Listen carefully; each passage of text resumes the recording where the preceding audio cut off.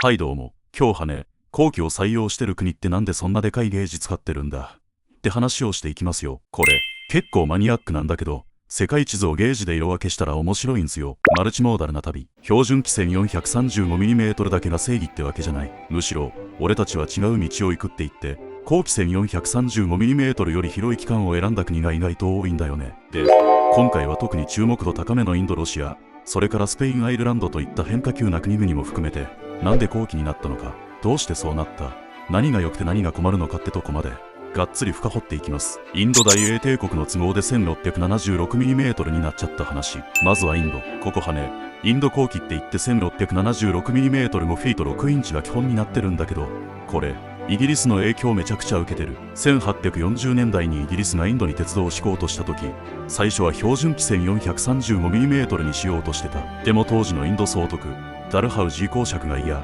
もっと広い方がよくねってことで、超広い6フィート約 1830mm を主張したの。でも広すぎてコストがえげつないってことで、ピシのサイムズが5フィート6インチでどうすかって提案して、ちょい広めの 1676mm で落ち着いた。1849年のこと。この時からもう期間は統一しようぜって考えが強かったの。だってイギリス本国でゲージ戦争後期 VS 標準機やってて、あれめんどくさかったよなってなってたから。だからインドでは最初から一つの企画で行くっていう映画。これが良くも悪くも後々のインド鉄道を形作っていくわけ。じゃあなんで後期って車両がでかくできるのよ。でかいボイラー、重い貨物、安定性抜群。後で話すけど山道とか暴風雨にも強い。インドは気候も過酷だし地形も多様だからこそ、どこでもガンガン走れる安定した鉄道が必要だった。そして忘れちゃいけないのが軍事輸送。1857年のインド大反乱以降、いつでもどこでも兵士や物資を素早く送れる鉄道が必要だよなってことで、主要幹線は全部後期にしたわけ。つまりインド鉄道って最初から軍事、経済、政治全部セットで設計されてるのよ。でも実際はインド全土に鉄道を広げようとしたら、後期って建設費が高えなってなって、1870年代から地方路線にメーターゲージ 1000mm とか入れてったのよ。もうね、後期と狭期がごっちゃになる機関カオス状態。それでもってインド独立後も混乱は続いて、ようやく1990年代にユニゲージ政策ってことで全国的に後期に統一し始めたの。もうすでに路線も車両もぐちゃぐちゃだったけど、なんとかまとめてきた。結果的に今のインドは世界最大級の後期鉄道ネットワークってことで、長大編成ガンガン走らせてる。機関車も超ごつくてかっこいいっすよ。アメリカ人の一斉で後期になった説。お次はロシア。ここもね、ロシア後期って言われてて 1524mm 5フィートがデフなんすよ。これ今でも旧ソ連圏とかフィンランドまでこの企画で、なんでそんな微妙に広いゲージ使ってんのって話なんだけど、これね、ロシア帝国の時代にアメリカ人の技術者ジョージ・ウィスラーって人が呼ばれて、俺んとこの南部じゃこのくらいの後期使ってんだよって言ったのがそのまま通っちゃったっていう。めちゃアメリカンなノリなんよ。大型ボイラー使えるし、貨物いっぱい積めるし、安定感やばいよってことで、サンクトペテルブルクモスクワ間に 1524mm が採用されて、そこから全国にバーッと広がっていった。つまり最初はただの技術判断だったの。軍事目的説は嘘っぽい。よく言われるロシアは敵国ドイツとかの鉄道を使わせないためにわざと後期にしたって話聞いたことある。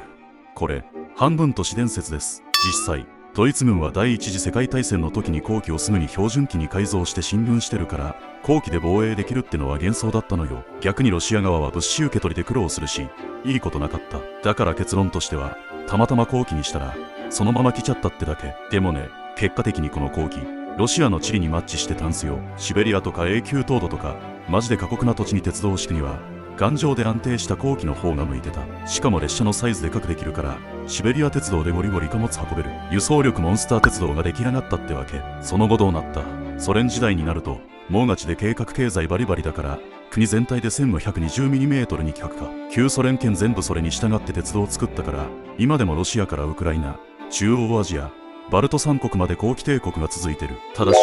EU 圏との接続では問題発生。ヨーロッパは標準機だから国境で貨物積み替えたり台車交換しなきゃいけない。これがすんげー手間。最近だとバルト三国がもう標準機で一緒って改めてし始めて、ロシアがそれを裏切りじゃんって言ってるっていう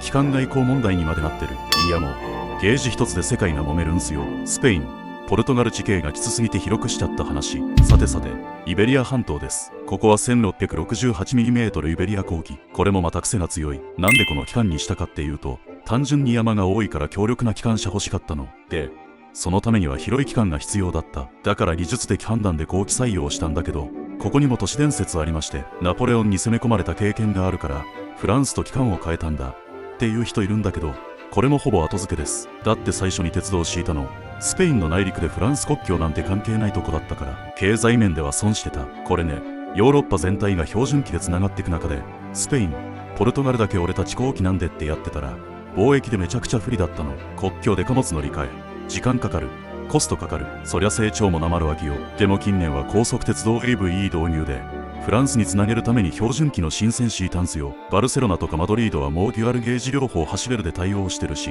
少しずつ国際化対応進んでる。でも在来線は今でも後期。結局昔の選択がずっと尾を引いてんのよ。アイルランドもうみんなで妥協しようぜって決まった 1600mm。 そして最後地味に面白いのがアイルランド。ここ 1600mm もフィート3インチなんすけど、経緯がちょっと独特。最初は各地バラバラで6フィート2インチだ、都会や標準機でとか揉めまくった結果、ちょうどいいとこ取って中間で行こうぜって感じで 1600mm に決まったの。もう完全に妥協の産物。これが1846年のことで、アイルランド島内は全部この機関で統一されてる。イギリス本土とは違うけど、そもそも海挟んでるから台車変えたりせずにフェリーでコンテナ運べば OK。 特に不都合なかった。面白いのがオーストラリアのビクトリア州とか南オーストラリア州がこのアイルランド後期を採用してるの。つまりアイルランドの妥協がオーストラリアにまで波及してるっていうんで、ゲージの影響力ってすげえな。ということで世界の後期採用国がっつり深掘って紹介してきました。国ごとに歴史も地形も事情も違うから、期間ってマジで奥深い。最初のちょっと広くしようぜって判断が100年以上経っても経済、外交、軍事に影響してくるってのが鉄道のスケールのでかさよね。他にも南米の後期どうなってんのとか日本はなんで狂気なのって話もあるんだけど、それはまた別の回にとっときましょう。ご清聴ありがとうございました。また次の変態インフラトークでお会いしましょう。